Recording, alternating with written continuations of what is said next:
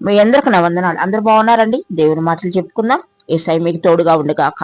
ఆమె ఇటుకలు ఇటుకలు అంటే మనందరికీ తెలుసు కదా, ఇల్లు కట్టుకుంటా ఉంటాము.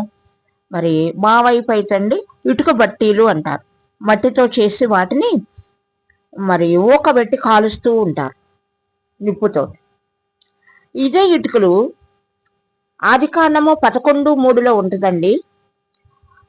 వారు నోవాహు గారి పిల్లలు ఈ ఇటుకలు తయారు చేశారు. తెలుసుకుందాం మనము.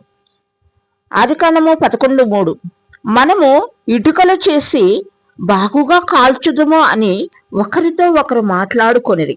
ఏమంటున్నారు వాళ్ళు? మనం ఇటుకలు చేసి బాగుగా కాలుద్దాము అని వాళ్ళు ఒకరికొకరు చెప్పుకుంటూ ఉన్నారంట. ఎవరాళ్ళు? నోవాహు గారి సంతానం. ఆనాడు వారికి రాళ్లకు బదులు ఇటుకలు తయారు చేశారు. రాళ్ళు ఉన్నాయి, కానీ వాళ్ళు ఇటుకలు తయారు చేశారు వారి సంతానం. అడుసుకు బదులు వారికి మట్టి కీలు ఉంది. అడుసు అంటే మీకు తెలుసు, ఇప్పుడు కూడా మట్టి గోడలు కట్టడానికి అడుసు తొక్కి ముద్దలు ముద్దలుగా చేసి మట్టి గోడలు కడుతూ ఉంటారు. ఆనాడు కాలంలో అడుసుకు బదులు అక్కడ వారికి మట్టి కీలు ఉందట.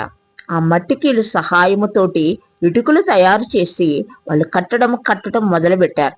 బాబేలు గోపురం కట్టడానికి అవి ఉపయోగించారు. దేవునికి స్తోత్రం. మీ అందరికి నా వందనాలు. ఆమేన్.